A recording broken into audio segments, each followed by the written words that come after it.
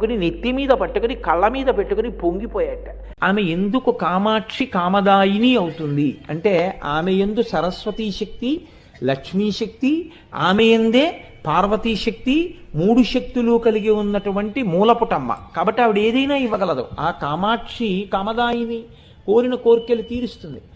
ఒక్కసారి అమ్మవారి దేవాలయ ప్రవేశం చేసి నమస్కరించినటువంటి వాడు నేను ఇది పొందలేకపోయాను అని వెనక్కి వచ్చినటువంటి సందర్భం ఉండదు. నిజాయితీగా ప్రార్థన చేయడం అన్నది జరిగితే నాకు బాగా వేదన రావాలి, ఒక బ్రహ్మచారి కోరికే, ఎవరి వల్ల తీరాలి? ఆవిడ అనుగ్రహంతోనే తీరాలి.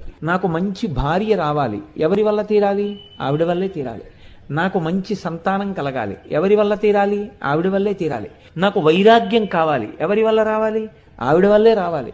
జ్ఞానము కావాలి, ఎవరి వల్ల రావాలి? ఆవిడ వల్లే రావాలి. చిట్ట చివరికి మోక్షం కావాలి, ఎవరివ్వాలి? ఆవిడే.